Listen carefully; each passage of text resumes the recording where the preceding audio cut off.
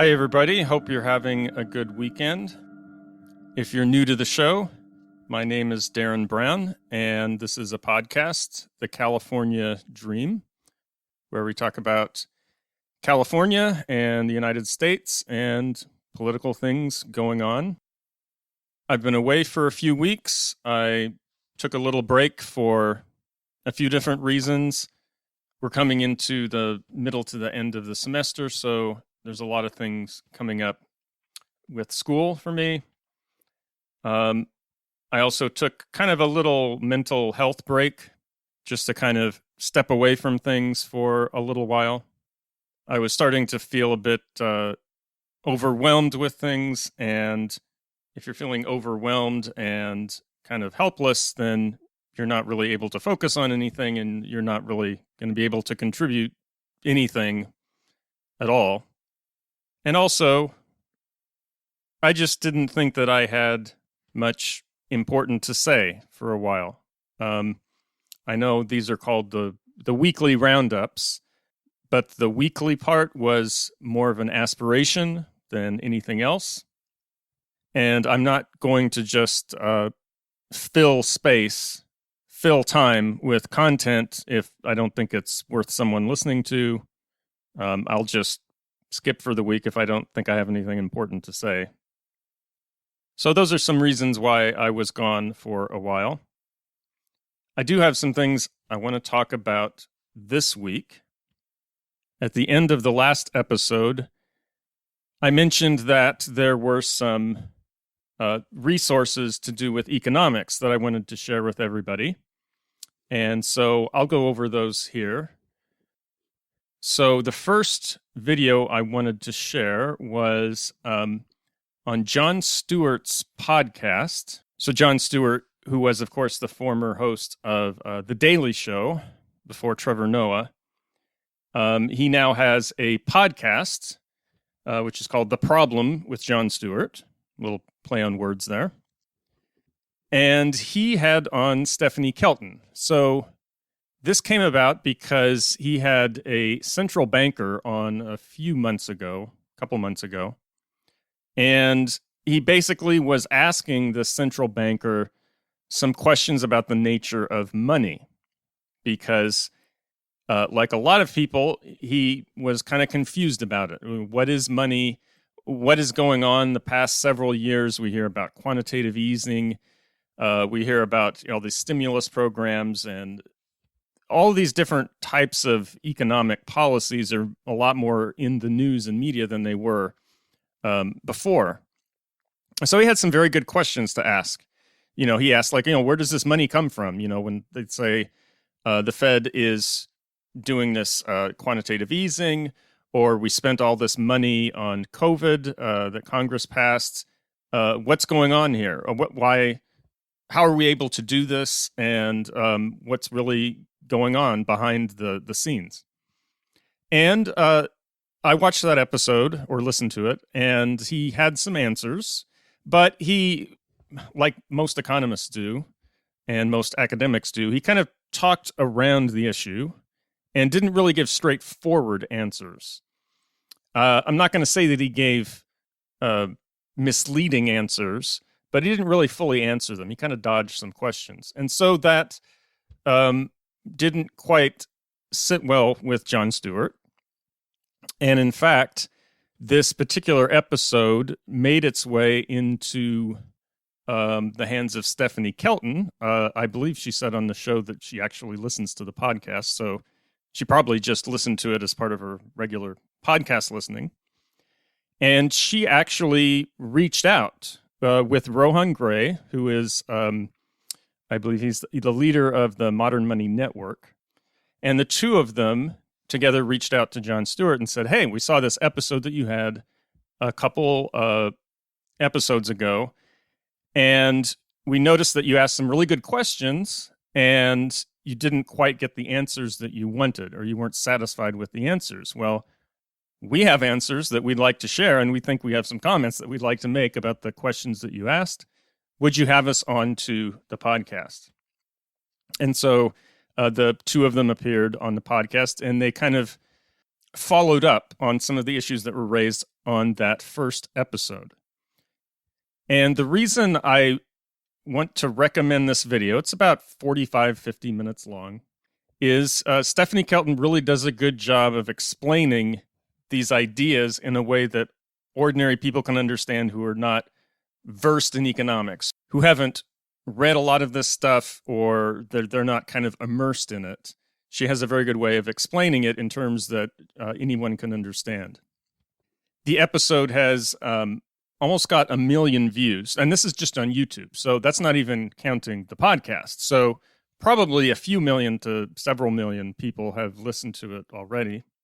And it's a very good introduction to this topic. I've talked about MMT, or modern monetary theory, before, and how it's really important for understanding what's going on in the economy today, and how it relates to California independence, and why independence, I think, is something to consider, considering the framework that MMT offers to understand things.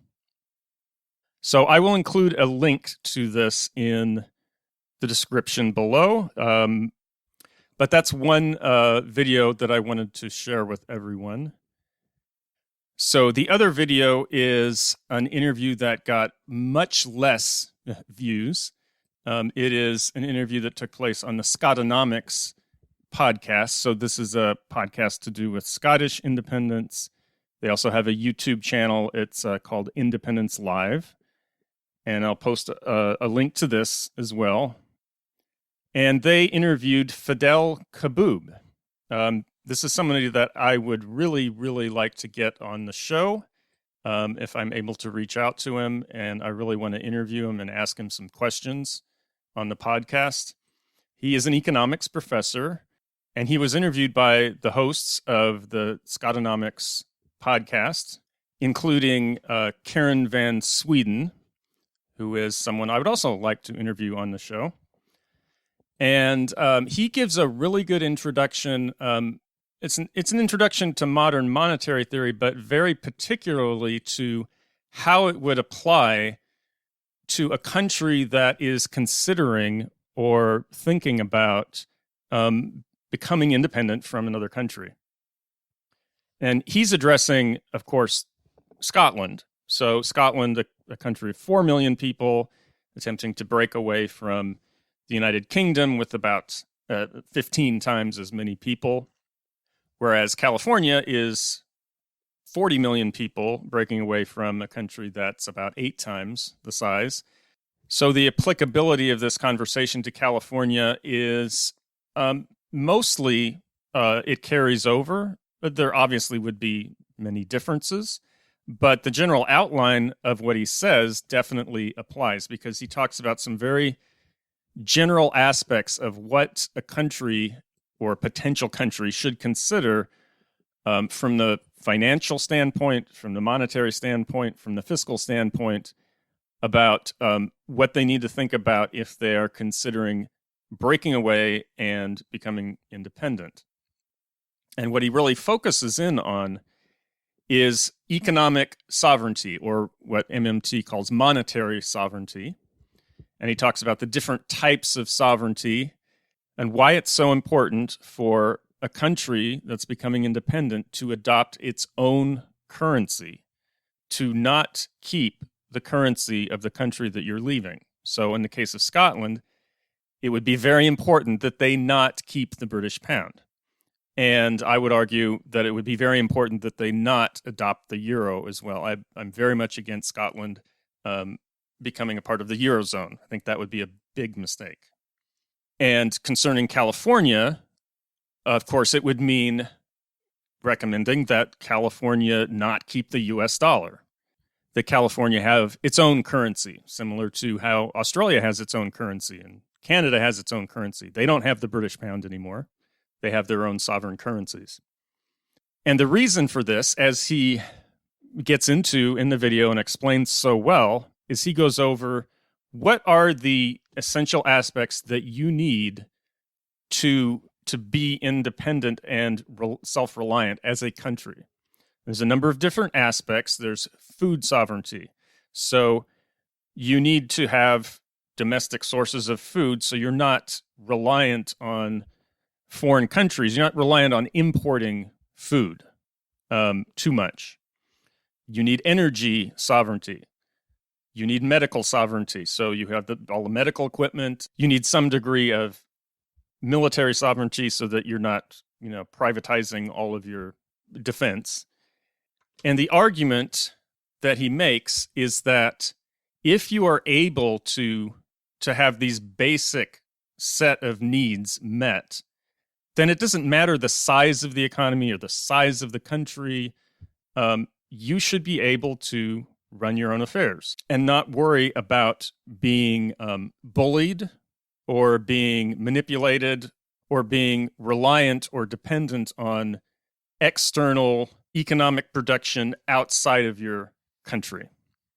And his conclusion is that Scotland is able to do this, and they have everything that they need to do. So he's actually an advisor to the Scottish independence movement, and he regularly advises with them. And this episode is actually the first episode of this economics podcast. And it's a really good introduction to kind of complement the first interview that I mentioned.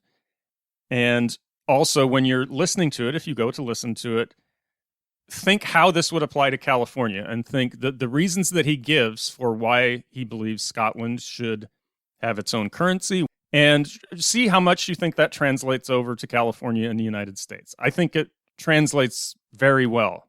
I think a lot of the things that he says could apply to California in much the same way, even though there are some definite differences involved, and the scale of the transition would be much more involved than it would be with Scotland. But the points are still relevant.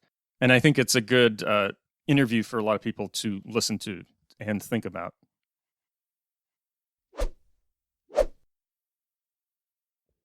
Okay, the main thing I wanted to talk about today, this is something I've been thinking about for a while. So I'm going to start by talking about something that doesn't seem related to politics at all, but then I'm going to bring it back around. So just stay with me for a minute. So I want you to think about, everyone in life has times when you have to make big decisions. So these could be decisions about education. What school am I going to go to? What do I want to major in? Do I even want to go to college? What do I want to do with my life? Careers. What job do I want to take? Am I going to accept this particular job? What career do I want to go into? Not just a particular job, but what kind of general direction do I want to go to in my career? There's financial decisions, money decisions. What am I going to invest money in? That's a big decision. Are we going to buy a house? That's a big decision. Are we going to move? Are we going to refinance? All these kinds of things. These are big decisions to make. Decisions in relationships. Do I want to date this person? Do I want to break up with this person? Are we going to get married? We're going to have kids. So those kind of decisions. That's what I'm talking about. Not like, are we going to go to Carl's Jr. or Taco Bell for lunch? Not that kind of decision. The real decisions. So oftentimes we make these decisions because we have to make them. There's deadlines. Like you have to decide by this date what college you're going to. You have to decide by this date whether you're going to accept this job. You have to decide by this date whether you're going to purchase this house. So there are deadlines, and there's no option not to make a decision. You have to make a decision. And once you've made a decision, something that happens just the way people are, it's very natural to do this, is that you want to justify your decision in your own mind. You don't want to think that you made the wrong decision. So you will kind of invent narratives or stories that you tell yourself to justify the decision you made after the fact. And this doesn't mean that you don't take everything into account beforehand. It doesn't mean that you don't logically think through it. But even if you logically think through it, and even if you've weighed all your options in a somewhat objective way, this still usually happens, that even if you made a decision the right way, you still are going to, after the fact, kind of make up, some kind of reasons that really justify that, yes, I did the right thing, and I can live with this, and this was a good thing to do. And a lot of times, these justifications or stories we tell ourselves after the fact are not really being honest with ourselves, because ultimately they're self-serving, because we want to feel good about ourselves. We don't want to think that we made a bad decision. So, for instance, you could make a decision about what you want to study in college. You weigh your different options, what you want to do. And then you kind of invent all these reasons after the fact about why, you chose the right major, you went to the right school, whether they happen to be true reasons or not. You make a decision about whether to take a certain job or to go on a certain career path. And then you make up a lot of reasons afterwards to make yourself feel good about that decision, even if those particular reasons might not be completely true. So I want to go through some examples where this applies to other areas besides just personal decisions. We were just talking a minute ago about economics. This is something I see in economics all the time. In the economics profession, there are some standard viewpoints, and people have devoted their entire careers to defending these economic theories and these economic subjects that they study. And that's why when someone like a Stephanie Kelton or Fadhel Kaboub comes along, the two people that I want you to watch the interviews, that's why they meet so much resistance. That's why they get made fun of in the press. That's why they're slandered. That's why they're ridiculed and mocked. That's why they're not taken seriously. That's why they're attacked, is they are really questioning the mainstream narrative and story that the economics profession has told itself about how economies run for decades or hundreds of years. And when somebody is confronted with evidence that they've made a wrong decision, it can be very difficult to accept that and to admit that you made a mistake. So we see this in economics profession, not just with MMT, but with some other heterodox schools. The other major one that you see this with, of course, is Marxism. You see Marxism attacked from all different directions based on somewhat spurious grounds and lack of understanding, not really coming to terms with it for what it really says. And so this is really prevalent in the subject of economics. No matter how much evidence comes out that these economic theories, these economic models that these people have developed, no matter how much evidence accumulates that they just don't match with reality, that they just don't conform with the real world, they're just not going to give them up. Because economics is like a religion. It's faith-based. They believe in these models. They believe in what they're saying, and their belief has to trump reality. It has to come first. So that's another area where this kind of thinking comes in, this justification about the decision that you've made. In this case, it's an entire field of study that has made a decision to double down and triple down on their wrong models, to double down and triple down on their incorrect economic thinking, despite all the evidence and despite all the arguments against it. And this is what happens a lot of the times, if you think about it in life, or whether it's in an academic subject like economics. You're confronted with evidence that you really didn't make a good decision, and you feel backed into a corner. And when you get backed into a corner, you have a fight or flight response.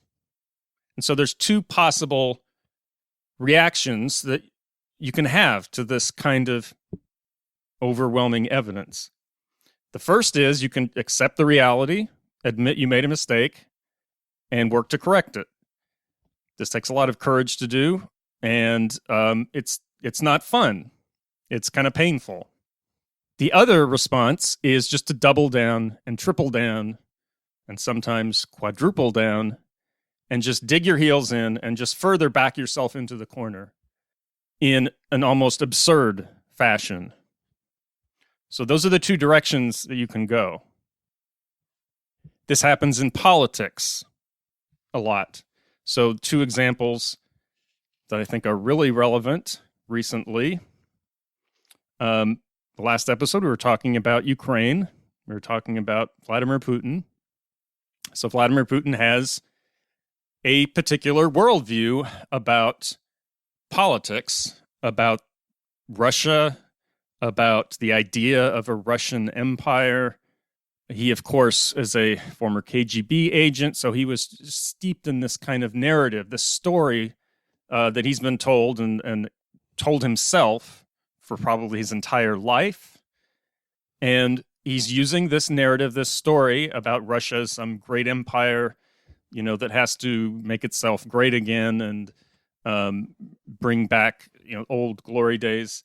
He's using this story as a justification for the decisions that he's made. He's not being honest with himself. I'm not sure how much capacity he has for self-reflection in the first place, but if he does have self-reflection, he's not being honest with himself, and so he's lying to himself, and then he's convinced a significant part of the Russian population to buy into this narrative as well. This is why he thought that he could go into Ukraine and that he would be welcomed. There would be no resistance. They would just be very grateful. I mean, it's the same thing that happened in Iraq. These people really thought that when you go into Baghdad that you'd be greeted as liberators and everything is going to go great. Because they had told themselves a story and narrative about the Middle East and about Iraq, that they were lying to themselves about that. So Vladimir Putin has done very much the same thing. And he finds himself backed into a corner now because reality is catching up with him. He was expecting to go in and take Kyiv and, get rid of Zelensky in 2 or 3 days. It's been well over a month now, and they're actually backtracking on Kyiv. So Kyiv is not going anywhere anytime soon. It's just been a disaster for them. So militarily, diplomatically, politically, economically, it's a complete disaster.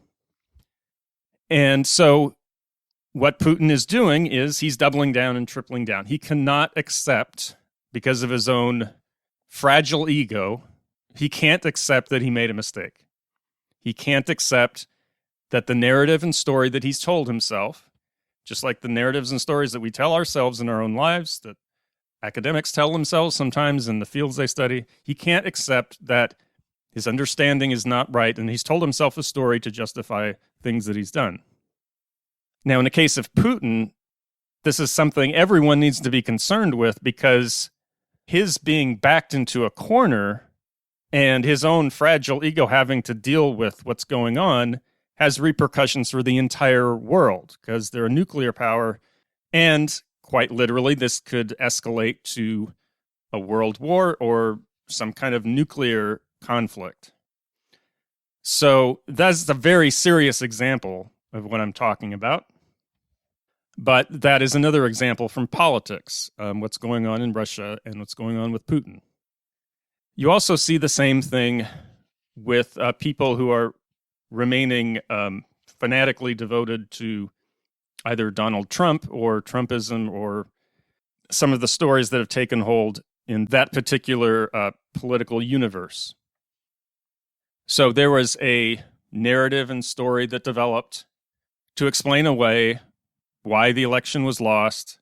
It couldn't possibly be that people just don't like Donald Trump. It couldn't possibly be that Joe Biden got more votes.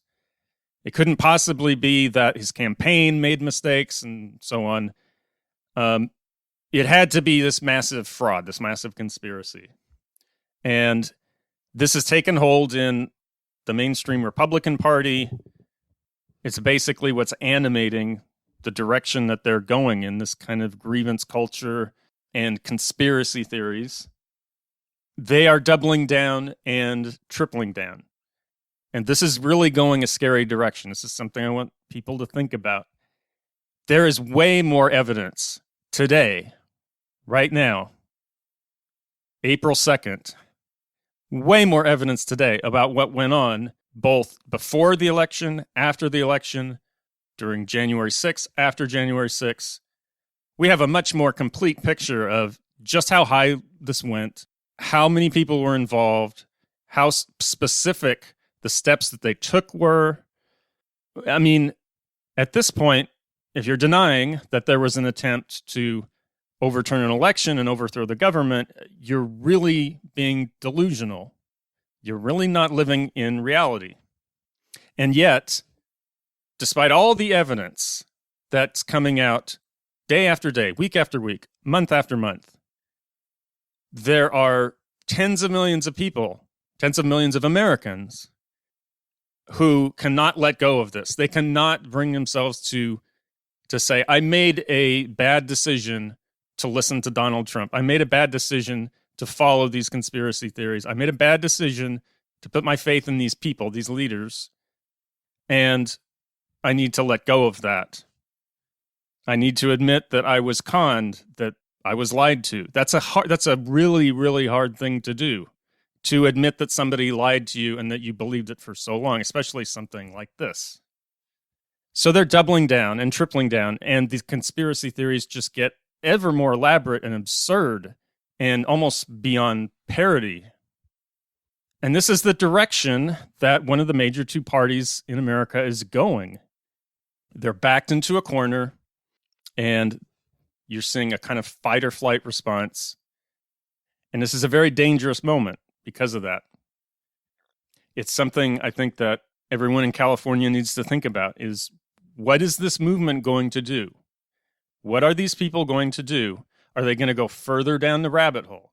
Are they going to go further down this direction? The farther and farther they go, the more worked up they get, the more dangerous it gets. I mean, we're in a way worse place today than we were on January 6th. I mean, don't get fooled. Biden is in office. We have the committee. Everything on the surface looks fine. But things are way worse now than they were a year ago. They're way worse now than they were 2 years ago. It is not getting better. We're not going in the right direction. And we're headed for even worse outcomes in the midterm elections this year and in the presidential election in 2 years. So there are two examples of this phenomenon on the right wing. And I want to offer another political example of what I think is similar. And when I say this, I don't mean in any way to make an equivalency here based on motivations or intent, but I think the process may be the same. And that is, in California, many people have made a decision after everything that's happened that we can still fix this. We can still make this work. So they've made a decision that we can work within the American system. We can right this ship. We can get everything back on the right track and head the right direction, despite all the evidence of the past year, 2 years, 5 years, 10 years, 20 years. How long has this been going on? How long have Californians been trying to push the country in a more progressive direction? How long have we been trying to fix these problems at the federal level? I mean, are we any better off now than we were 10 years ago? Or let's just say 7 or 8 years ago.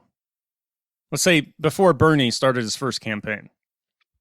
If you had said to somebody 7 or 8 years ago, hey, this little senator from Vermont that not many people have heard of, and that is probably the furthest left senator in the entire Senate, is going to galvanize tens of millions of people, have incredibly successful campaign, raise hundreds of millions of dollars, be a major presidential contender, change the direction of the conversation.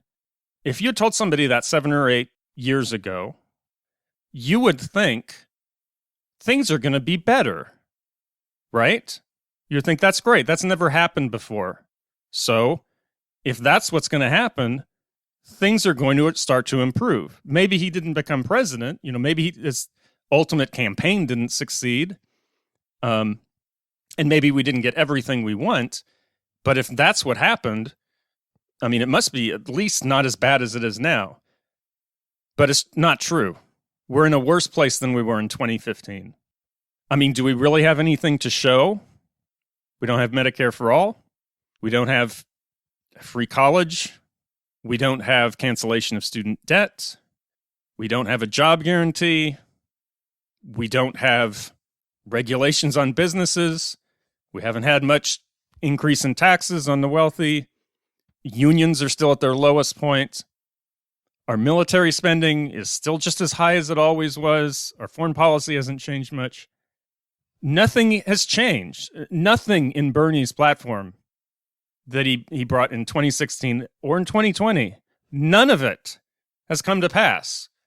Maybe very little, maybe little pieces. Okay, you can email me and say there's like little pieces here and there. But in the whole, nothing.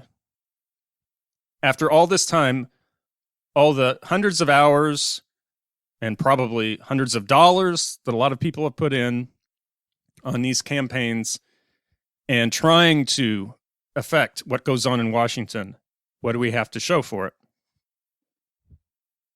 So why, despite all the evidence of the past several years, despite everything we see that the right is going even further to the right, we're heading even more towards the direction of authoritarianism, more towards the direction of open fascism, why do most Californians still think there's a possibility of saving this American experiment? I mean, how bad does it have to get?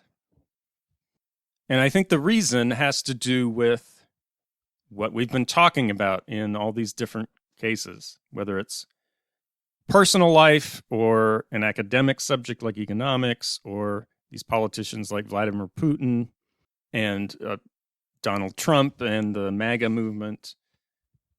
It's the same dynamic at play. We're telling ourselves a narrative and a story to justify not wanting to deal with what's going on. What is this story?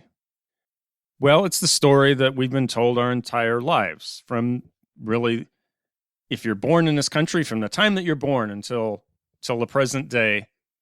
How many times have you recited the Pledge of Allegiance? How many times have you listened to the national anthem? How many times have you celebrated 4th of July? How many times have you set off fireworks? How many times do you see all the flags everywhere? How many times do you read about how exceptional America is in textbooks? How many times you told how great America is on TV and in the media and on the internet?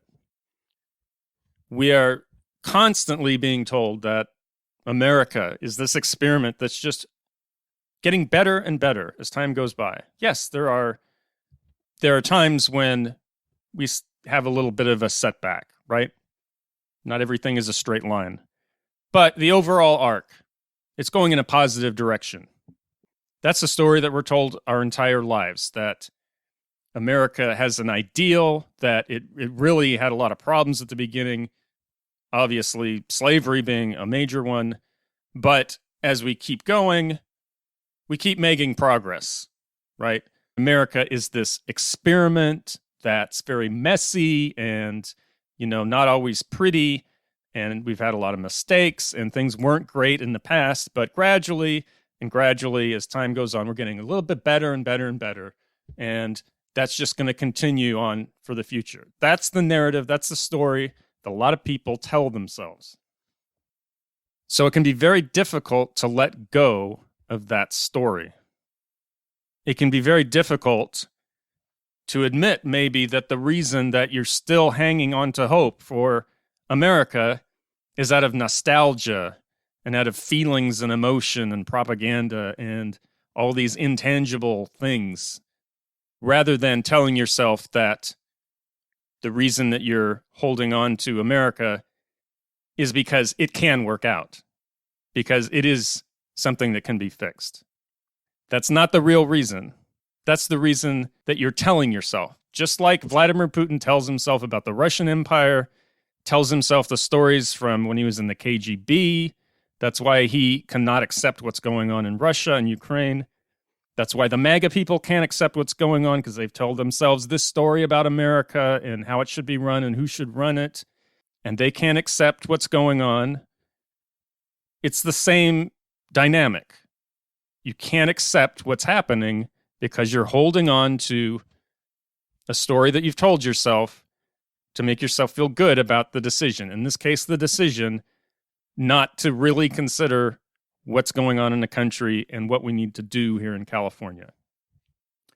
So that was a kind of roundabout way of saying what I wanted to say this week, because I noticed these parallels.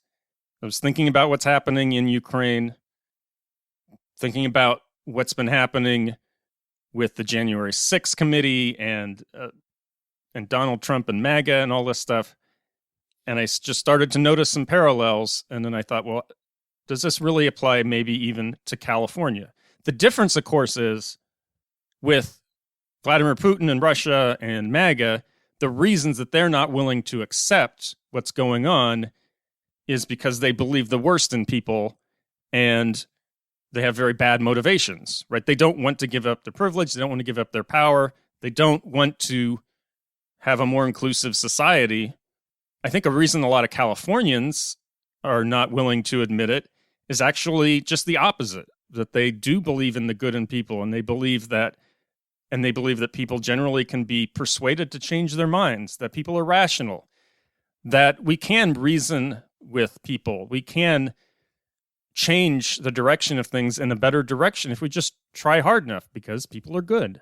So it's a good reason why people are telling themselves this story. It's not out of bad motivations or bad intentions like it is with Vladimir Putin or with Donald Trump. But it's still the same dynamic playing out.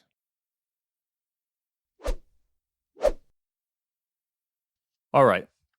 That is all for me this week. I will talk to you again later. And after this kind of mental health break that I've taken, I am going to start working on reaching out to people to interview, especially the two people I mentioned, the economists and the podcast host, and some other people. I hope you enjoy those interviews when I am able to get them. Talk to you later.